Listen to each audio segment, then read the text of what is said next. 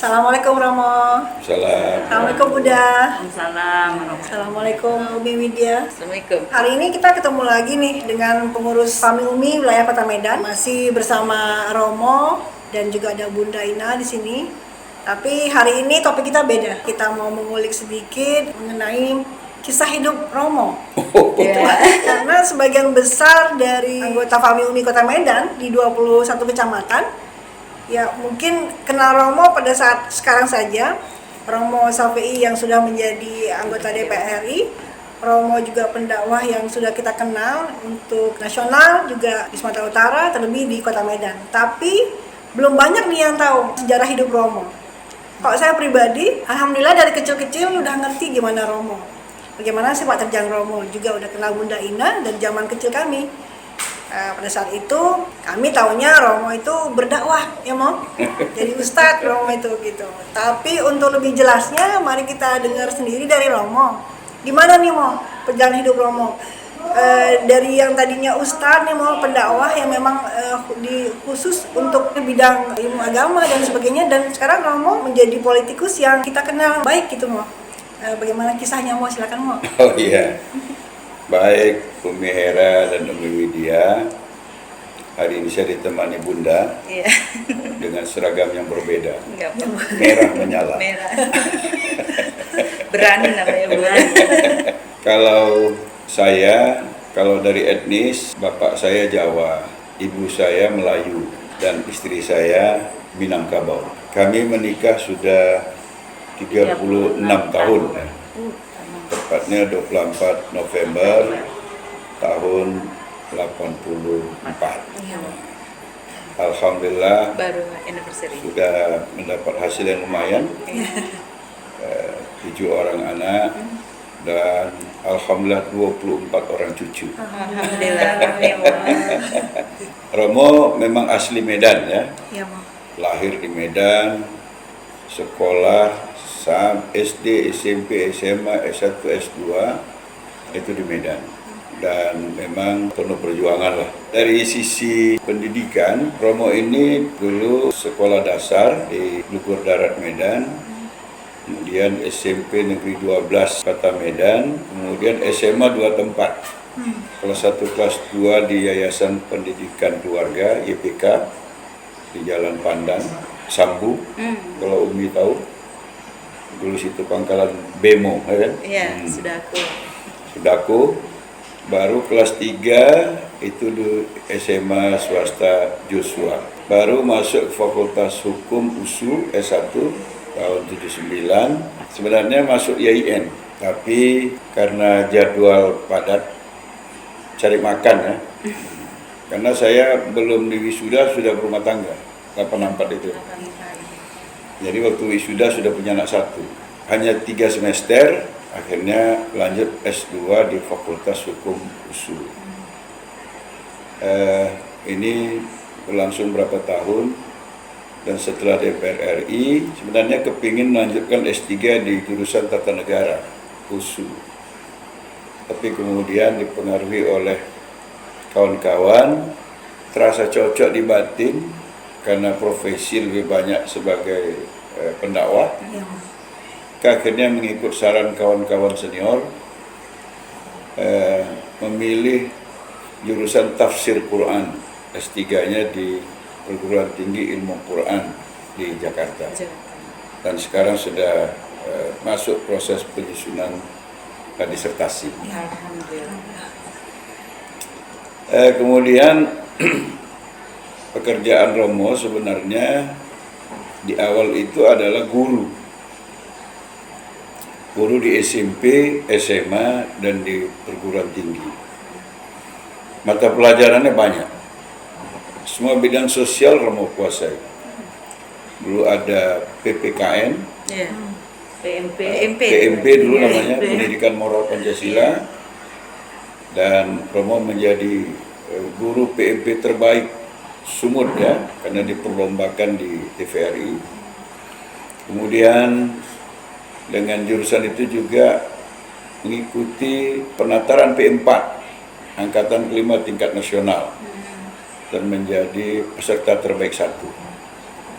Akhirnya mengajar PMP, terus pendidikan sejarah perjuangan bangsa, kemudian sosiologi antropologi, kemudian ketatanegaraan, guru bahasa Indonesia, guru kesenian, guru agama, dan guru bimbingan penyuluhan. Rangkapnya luar biasa Romo. Satu hari mengajar 14 mata pelajaran. Jadi les 1 pagi sampai les ke-7, les 1 siang sampai les ke-7. Itu berlangsung selama 12 tahun. Tapi yang tidak pernah lepas, meskipun jadi guru 12 tahun itu adalah menjadi guru agama. Ustaz. Jadi ustadz ya. Romo bahkan mengajar ngaji lesehan itu juga 12 tahun ya.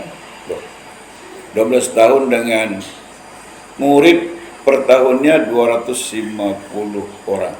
Jadi selama 12 tahun. Jadi alumninya sudah tersebar kemana-mana. Jadi sebenarnya yang paling Romo tekuni itu memang mengajar. Jadi setelah kelas 2 SMA, Romo ini kan karena juara baca Quran tingkat Kota Medan, remaja pada waktu itu. Maka di kampung dipakailah semua orang-orang tua untuk baca tahkim tahlil. Nah kalau di masjid membimbing adik-adik mentadarus Quran, tukang azan kalau Jumat, Bilal namanya kan? Ya. Di masjid kami, di Masjid Al-Ikhlas Kampung Tegalrejo itu, dalam sebulan ada saja khatib yang berhalangan hadir. Maka yang menggantikannya nazir. Jadi nazir mungkin karena nggak berbakat dari ustadz, sudah membaca terbata-bata pula. Akhirnya mereka rame-rame bersepakat, udahlah, kau aja lah, kalau nanti khatib nggak datang, kau yang jadi khatib, yang azannya biar yang tua-tua. Jadi mulailah di akhir kelas 2 SMA itu, kalau khatib nggak datang, saya gantinya. Kelas 3 SMA, beberapa masjid lain rupanya mengalami nasib sama. Udah pernah mendengar saya khutbah di masjid itu, udah mulai keliling beberapa masjid. Dan tahun 79, begitu saya lulus masuk Fakultas Hukum USU, itu udah jadi ustadz beneran istilahnya. Tapi keluar kota masih pembaca Quran. Saya kan ngaji sama almarhum Ustadz Khalid Daulay Al-Hafiz di Bandar Selamat Gang Pisang. Jadi nanti ustadznya Ibrahim YWR yang baca Quran kita. Ustadznya nanti Maratua Simanjunta yang baca Quran kita. Lama-lama kita yang jadi ustadznya gitu. Dan itu semakin intens ketika saya sudah di semester 6 Fakultas Hukum USU, itu sudah keliling Sumatera Utara. Sudah keliling Sumatera Utara, dan setiap musim Hari Besar Islam, jadwal kita sudah mulai padat. Jadi tahun 98 itu ada acara besar agama Katolik di Gereja Katolik Asrama Hong Kampung Durian. Yang datang itu pasturnya Marga Simanjunta, tapi dipanggil Romo. Itulah. Saya dipanggil Ustadz waktu itu. Jadi banyak jemaah yang nanya, ini Romo ini panggilan agama Katolik atau budaya Jawa? Saya bilang budaya Jawa. Anak saya di rumah manggil saya Romo. Tapi kayaknya yang pakai Romo ini cuma pastor kata mereka. Kami mau Ustadz kami panggil Romo juga. Setelah saya pertimbangkan, akhirnya saya putuskan oke. Jadi tahun 78 sampai 98 itu orang manggil saya Ustadz. Tahun 98 itu sampai sekarang orang manggil saya Romo. Nah gitu. Jadi biasa ya, karena kita udah kemana-mana, akhirnya kan partai-partai melirik kita juga. Dan kita memang punya bakat untuk berpolitik kan. Jadi saya sebenarnya dari awal sudah jadi pengurus ranting P3 Kelurahan Tegalrejo. Ya, itu sejak saya jadi ustadz tahun 78 itu saya langsung dipinang menjadi ketua P3 Kelurahan Tegalrejo, Medan. Tahun 85 saya ketua P3 Kecamatan Medan Timur. Dulu Medan Timur itu satu, sekarang bagi dua. Sebagian Medan Timur, sebagian Medan Perjuangan. Nah, tahun 97 ini dakwah terus ini, dan bahkan intensitasnya makin tinggi. Karena selain jadwal pribadi, ada juga jadwal partai. Jadi tahun 97 saya diminta menjadi calon anggota DPRD Kota Medan oleh P3. Waktu itu ketuanya almarhum Abang Anda Insinyur Muhammad Yusuf Pardamian. Ya, akhirnya saya ikut nyalek dan menjadi anggota DPRD Kota Medan dari P3. Itu usianya pendek, sama dengan usia jabatan Pak Habibie. Oh, Kan reformasi. Reformasi ya. Setelah reformasi berarti ya, Mbak? Iya. Jadi 97 sampai 99. 99 berakhir dan saya masih lanjut di P3, tapi sudah tidak jadi caleg lagi. Nah, saya kembali ke habitat, menekuni kembali berdakwah sebagai ustadz, tapi tetap menjadi anggota P3 Sumatera Utara. Saya ketua bidang dakwah pada waktu itu. Nah, pada tahun 2002 P3 di pusat itu pecah antara ketuanya siapa, wakil presiden kita Hamzah Has ya, itu pisahlah dengan Kiai Haji Zainuddin MZ. Zainuddin MZ berpikir P3 harus lebih progresif memperjuangkan Islam, tidak mempertahankan cara-cara konservatif. Saya sependapat dengan Kiai Haji Zainuddin MZ. Maka kami bertemu di Medan dan dia meminta saya membentuk Partai Bintang Reformasi di Provinsi Sumatera Utara. Jadi dari nol benar. PBR ya. Belum ada sama sekali. Alhamdulillah, karena saya banyak berdakwah itu mungkin, dan partainya ini partai yang dibawa Kiai. Tempo sebulan saya sudah menyelesaikan 10 DPC Partai Bintang Reformasi Sumatera Utara. Jadi waktu dideklarasikan di Jakarta, satu-satunya provinsi yang sudah menyiapkan 10 DPC itu Sumatera Utara. Ya, alhamdulillah akhirnya saya ikut pemilu tahun 2004 ya. Bukan dari P3, tapi dari PBR. Orang pikir saya pindah partai, padahal kan enggak. Hanya mufarakah saja bersama Kiai Haji Zainuddin MZ. Transisi ya. Alhamdulillah, karena saya juga memang punya bakat juga di bidang politik mungkin. Saya menikmati menjadi ketua Partai Bintang Reformasi Sumatera Utara itu. Saya keliling semua daerah di Sumatera Utara selama saya memimpin partai itu. Maka di pemilu 2004, alhamdulillah, Partai Bintang Reformasi Sumatera Utara menjadi terbaik se-Indonesia. 2004 ya, Mbak ya? 2004. Karena satu-satunya provinsi yang bisa mengirim 3 anggota DPR RI. Pada pemilu pertama loh. Pemilu pertama PBR, ikut pemilu PBR itu dah bisa mengirim 3 anggota DPR RI. Salah satunya menjadi wakil ketua DPR RI, yaitu Zainal Ma'arif. Itu udah pilihnya dari sini. Kemudian kita punya satu fraksi di DPR di Provinsi Sumatera Utara dan punya 60 anggota DPRD seprovinsi Sumatera Utara. Maka kita dalam Rapimnas dinobatkan sebagai DPW PBR terbaik se-Indonesia. Nah, itulah. Karena itu kemudian di PBR banyak keinginan meminta saya menjadi ketua umum. Tapi saya selalu ingin memantaskan diri saya. Saya ini memang orang daerah, nggak punya jaringan nasional, tidak punya modal kapital yang mumpuni untuk jadi ketua.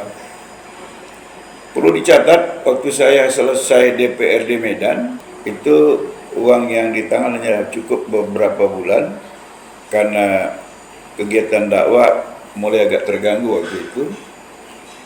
Saya jual pin emas DPR Medan itu untuk beli beras. Itu boleh mau dijual gitu? Sebenarnya nggak ada larangan, cuman secara etika kan itu harusnya menjadi kebanggaan yang mesti kita abadikan. Tapi Romo berpikir yang penting anak-anak terselamatkan dulu. Iya. Jadi kita jual pin itu untuk karena pinnya juga bisa dipalsukan. Oh, oke. Bisa dibuat lagi. Itu orang nggak ada yang tahu tuh. nggak tahu. Jadi waktu di 2004 ikut pemilu lagi untuk DPR Provinsi Sumatera Utara itu, ya memang kita tidak punya modal kapital apa-apa kecuali modal sosial. Dan bahkan kawan-kawan yang di daerah yang sudah jadi duluan itu sudah sepakat mau membuat kumpulan uang, kalau Romo nggak jadi kita bantu. Dan mereka udah datang ke saya. Dan saya bilang nggak usah. Kalau saya nggak jadi, saya ngurusin partai saja. Kalian di daerah pasti kalian punya banyak utang untuk jadi anggota DPR itu. Selesaikan aja, saya bilang. Dan mereka betul-betul sangat prihatin. Tapi alhamdulillah saya jadi ketua fraksi Partai Bintang Reformasi Sumatera Utara selama 5 tahun. Waktu itu Pak Wahab ketua DPRD-nya dari Golkar, dan dia marah juga kepada anggotanya, kenapa DPRD Sumatera Utara yang 85 orang ini terhipnotis oleh PBR yang cuma 5 orang itu. Karena kita memang nggak pernah mau kompromi ya. Kita berhasil menggagalkan pembentukan Provinsi Tapanuli. Karena arahnya udah tidak benar. Itu seakan macam tim-tim. Tim-tim itu kan begitu jadi negara, umat Islamnya tersingkir. Kita khawatir seperti itu, maka kita bertahan. Kalau gubernur waktu itu sudah setuju, dan semua fraksi sudah setuju. Tinggal Partai Bintang Reformasi. Kita bertahan, kita buat petisi, kita kasih ke semua fraksi, akhirnya paripurna untuk pengesahan ditunda, dan telah terjadi demo besar yang akhirnya menewaskan saudara kita tercinta Ajis Angkat. Nah waktu itu saya ditelepon oleh Luhut Binsar Panjaitan agar mau bekerja sama, saling tolong menolong untuk protap ini. Dan waktu itu saudara Ajis juga diundang untuk ketemu dengan Luhut Binsar. Dia permisi sama saya. Saya bilang sama Ajis, Jis kita ini bersahabat lama. Dulu Pak Wahab ketua, ini protap gagal. Jangan ente jadi ketua, ini protap berhasil. Ente udah tahu apa yang akan terjadi nanti kan? Dia panggil saya masih Ustadz. Ustadz, saya tetap bertahan dengan kebenaran. Bila perlu, nyawa saya pertaruhkan. Itulah waktu demo besar itu, saya mengikuti. Saya sebenarnya sudah datang, tapi diingatkan oleh kawan-kawan DPR, bahkan polisi yang ada di situ ingatkan saya, Romo, kalau memang Romo masih sayang sama kami, Romo nggak usah datang. Kan ini bisa terjadi sesuatu yang tidak kita inginkan. Jadi semua karyawan, semua cleaning service, semua satpam itu kan baik sama kita. Karena kita selalu bersilaturahmi dengan mereka, termasuk polisinya. Alhamdulillah saya nggak jadi masuk, dan memang demonya menjadi tidak terkendali. Akhirnya saudara Ajis Angkat menjadi korban. Dan itu berakhir 2009, organisasi saya di DPR Provinsi itu. Perlu dicatat, waktu saya ketua fraksi DPRD Provinsi, saya pernah marah ke satu sekolah, nggak etis saya sebut sekolahnya ya, karena anak saya dikeluarkan dari kelas karena belum bayar uang sekolah 3 bulan. Kenapa? Karena memang saya mengarrange demo ya, menolak protap itu, dan itu membutuhkan biaya. Selain anak-anak dari konstituen juga mengalami kesulitan yang sama yang harus kita bantu. Akhirnya kita mendahulukan itu, anak kita pada saat mau ujian dikeluarkan dari kelas. 2 orang itu, yang satu Khalil Prasetyo, sekarang menjadi Sekjen Romo Center, Yang kedua, Khalidah Purwaningdia. Sekarang ada 2 anaknya jadi dokter di Fakultas Kedokteran USU, kan? Itu dikeluarkan karena belum bayar uang sekolah. Saya datangi sekolahnya. Yang bayar uang sekolah itu bukan anak 2 ini, saya bilang. Yang bayar uang sekolah itu saya. Jadi kalau dia belum bayar, kalian panggil saya, jangan anak saya kalian keluarkan. Hak dia itu untuk belajar dulu. Kalau memang kalian sudah nggak percaya sama saya keluarkan anak saya hari ini. Bikin surat keluarnya. Alhamdulillah ketua yayasannya manggil saya. Kami bertemu dan akhirnya anak saya bisa ikut ujian dengan jaminan saya akan tetap melunasi uang sekolah anak itu. Padahal sekolah itu didirikan, saya termasuk pendirinya. Ya Umi, jangan tebak-tebak namanya ya. Nah, kita hormatilah disiplin itu kan. Alhamdulillah. Jadi kita berhasil. Ada lagi catatan penting waktu di DPR provinsi itu, kita berhasil membuat alokasi dana untuk tunjangan guru besar di Sumatera Utara. Karena Romo ceramah di beberapa rumah profesor, nyata profesor itu tunjangannya 1 bulan itu hanya 2 juta. Dan mereka berkeluh kesah. Akhirnya Romo berpikir, kenapa pemerintah daerah tidak memperhatikan profesor, padahal ini kita butuhkan untuk mencerdaskan. Jadi waktu rapat anggaran, itu semua fraksi nolak. Karena guru besar ini kan di bawah Dikbud. Dikbud itu kan instansi vertikal ke pusat. Dan ini kan urusannya langsung pusat. Jadi nggak boleh dibantu oleh APBD. Ya kita nggak kehilangan akal juga. Saya minta ini menjadi persetujuan bersama bahwa organisasi vertikal tidak dibantu. Padahal saya berkeinginan profesor ini harus dibantu. Karena mereka sekolahnya aja udah berapa lama. Iya. Dan kerjanya hanya mencerdaskan kehidupan anak kita. Masa kita nggak bisa membantu dia? Lagi-lagi pimpinan dan semua fraksi bersikukuh karena dia organisasi vertikal. Oke, saya minta palu diketok, organisasi vertikal tidak boleh dibantu. Diketok oleh pimpinan sidang. Baru Romo bukalah lembaran APBD itu. Tolong ini anggaran kepolisian dicoret. Karena ini vertikal. Ini anggaran untuk Pangdam dicoret. Karena ini vertikal. Anggaran untuk kejaksaan dicoret. Anggaran untuk pengadilan tinggi dicoret. Nggak nyangka mereka. Dan Romo pukul meja. Biasa Romo kalau udah ada yang nggak cocok, Romo pukul meja dan suara tinggi. Saya minta ini dicoret semua. Akhirnya mereka gugup. Nggak nyangka kita teliti seperti itu. Sesama vertikal, kenapa cuma dosen yang nggak boleh? Kenapa ya ini vertikal dikasih anggaran?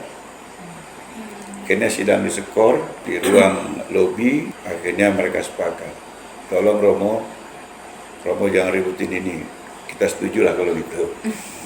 Akhirnya berhasil. Kita perjuangkan profesor mulai tahun itu mendapat tunjangan, tapi cuma setahun. Karena tahun berikutnya alhamdulillah seluruh guru besar se-Indonesia dapat tunjangan dari Kementerian Pendidikan dan Kebudayaan. Seperti itulah. Nah, itu catatan yang Romo rasa penting ya. Dan 2009 Romo waktu itu sudah menjadi wakil ketua umum pusat. Jadi Romo tidak memenuhi keinginan daerah agar Romo jadi ketua umum, tapi Romo bersedia menjadi wakil ketua umum Partai Bintang Reformasi di Jakarta. Setelah selesai periode, ini biar Umi tahu juga, itu hanya berapa bulan juga, tapi akhirnya pinnya kita jual juga. Untuk bayar uang sekolah. Bayar uang sekolah anak-anak, karena kita memang nggak punya saving. Sama seperti sekarang kalau Romo berhenti, cash flow Romo sama seperti belum DPR RI. Jadi yang dapat tuh kita putar aja semua. Memang ini rezeki dari Allah. Kita kembalikanlah kepada yang membutuhkan. Di 2009 itu Romo ikut pemilu DPR RI dari PBR. Alhamdulillah dapat 75.000 suara. Waktu itu orang yang cuma 30.000, 40.000 udah jadi DPR RI semua. Romo 75, tapi nggak jadi DPR RI karena PBR nggak lolos parlemen threshold, nggak lolos PT. Bahkan ada teman Romo dari NTB itu si Gede lalu Samsul Mujahidin, dia dapat suara 150.000. Tapi karena tidak lolos PT, akhirnya kami tidak jadi anggota DPR RI. Nah, Romo kembali menekuni. Balik lagi ke dakwah. Tapi perlu dicatat ya, waktu DPR Medan tetap berdakwah, DPR Provinsi tetap berdakwah, cuman intensitasnya kan berkurang karena ada jadwal kita di DPR. Nah, ini kembali full. Dan ini bukan hanya Sumatera Utara, ini sudah seluruh Indonesia. Bahkan sudah sampai ke Malaysia. Dan ada jadwal ke beberapa daerah di luar negeri ya, ke Bangkok, ke Singapura. Udah betul-betul menikmati. Tapi di PBR, Romo juga diminta membina semua DPD se-Indonesia. Jadi keliling Indonesia juga sambil berdakwah. Dalam Rapimnas, semua daerah menyatakan kita sulit bisa ikut pemilu 2014. Kenapa? Kita nggak punya vote getter lagi. Zainuddin MZ sudah nggak bersama kita. Tokoh-tokoh kita untuk level nasional sudah kekurangan magnitude untuk bisa menarik suara. Apalagi kita sudah sempat hilang satu periode di parlemen. Maka lebih bagus kita bergabunglah ke partai yang lain. Merger. Merger. Nah, jadi ada dua pilihan waktu itu. Satu ke Partai Amanat Nasional, satu ke Partai Gerindra.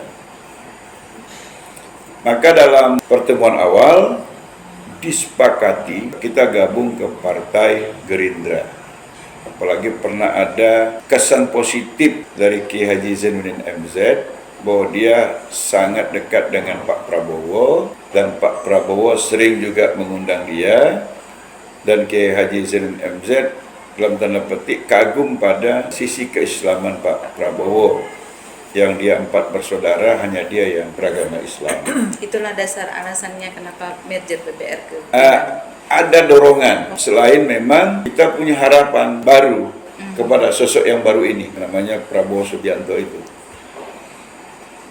Nah, akhirnya bersilaturahmi ini DPP ke Pak Prabowo. Saya ikut juga waktu itu sebagai wakil ketua umum, dan kabarnya Pak Prabowo sudah memberikan tali asih pada DPP. Saya nggak tahu besarnya berapa karena saya nggak dapat sama sekali. Tapi saya bilang berarti kita harus semakin berkomitmen lah. Kita sudah memilih, kita sudah berkunjung, udah dikasih tali asih lagi. Kita harus menindaklanjutilah penggabungan atau merger PBR ini ke Gerindra. Rupanya ada tarikan yang lain lagi pada ketua umum, itu ke PAN. Karena kebetulan Hatta Rajasa itu adalah pamannya beliau, paman ketua umum. Maka mungkin ada tarikan yang baru, dia mau meninggalkan kesepakatan awal dengan Pak Prabowo. Maka saya bilang kalau gitu, saya tetap Pak Prabowo. Saya bilang. Apapun alasannya, kita tidak boleh mengkhianati kesepakatan awal. Maka ketua umum kita, Pak Bursah Zarnubi, udahlah kita bikin Rapimnas. Di Rapimnas itu ternyata yang setuju ke Pak Prabowo, ke Gerindra itu cuma 6 daerah.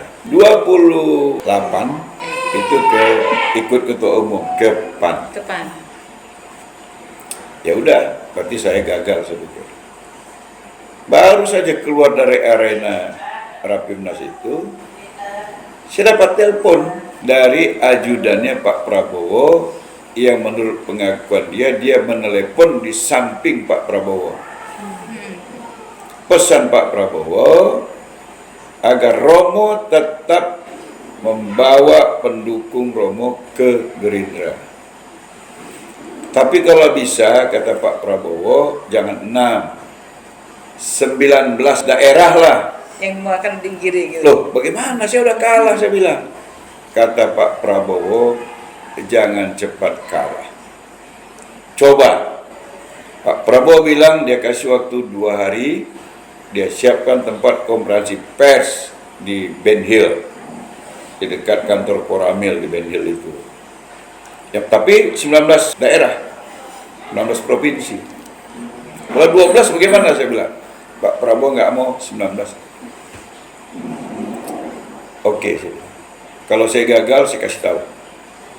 Saya mulai menelepon dan memanggil kawan-kawan daerah yang belum pulang ke daerahnya, yang tadinya memilih ke PAN. Itu waktu saya bilang, saya ini mau ketemu Pak Prabowo karena kita akan gabung ke Pak Prabowo. Kalian masih merasa sepakat dengan itu, bisa bergabung dengan saya. Alhamdulillah, bergabung ke hotel tempat saya menginap waktu itu di Hotel Syahid, 21 daerah. Alhamdulillah. Lebih dari target yang Jadi kalian kenapa kemarin di Rapim pilihnya ke PAN? Mereka jawab dengan jujur, kami menjaga marwah ketua umum. Ketua umum sudah mendatangi kami ke daerah-daerah, meminta jangan kalahkan dia dalam Rapim. Jadi menjaga marwah, kami dikasih ongkos lagi Romo. Kami mengikutlah pilihan ketua umum ke PAN, hati kami tetap Gerindra. Jadi kalian mau ikut dengan saya? Mau Romo. Saya telepon ajudannya Pak Prabowo. Alhamdulillah besok kita konferensi pers. Karena sudah ada 21 provinsi yang ikut bersama saya. Konferensi pers, kami disiapkan makanan, siapkan pengawalan luar biasa, dan semuanya dikasih kamar di Hotel Syahid, dan masing-masing dikasih uang untuk ongkos 5 juta rupiah, termasuk saya dikasih 5 juta. Besok pagi kita berangkat ke Hambalang ketemu Pak Prabowo. Jadi kita ke Hambalang, malam itu datang lagi 4 provinsi. Akhirnya kami ke Hambalang 25 provinsi. Luar biasa prestasi Prabowo. Ya, sampai di sana Pak Prabowo menyambut dengan sangat elegan menurut saya, karena pidatonya itu cukup menyentuh. Kita punya cita-cita besar, kita perlu pemikiran-pemikiran besar, kita perlu jumlah pasukan besar, dan kehadiran kalian ini menambah keyakinan saya untuk merubah Indonesia menjadi maju dan sejahtera. Saya aja menangis mendengar pidato dia waktu itu. Dan di akhir pertemuan saya tanya, ini bagaimana kelanjutannya Pak? Romo bisa nggak merebut Gerindra, merebut PBR? Bisa. Kalau gitu bikin muktamar luar biasa. Nah, baru nanti setelah berhasil gabungkan secara resmi ke Gerindra. Ulanglah kami, masing-masing dikasih uang 25 juta, kecuali Romo. Nggak tahu, mungkin mau dikasih besar, tapi sampai sekarang nggak ada. Mungkin karena dia jaga besar. Gitu. Akhirnya Romo sepakat, konsolidasi terus. Jadi hasil tabungan dakwah itu Romo punya buku 3 lantai di Jalan Setiabudi itu. Hasil tabungan dakwah ya, udah mulai dipakai jadi Romo Center juga waktu itu ya.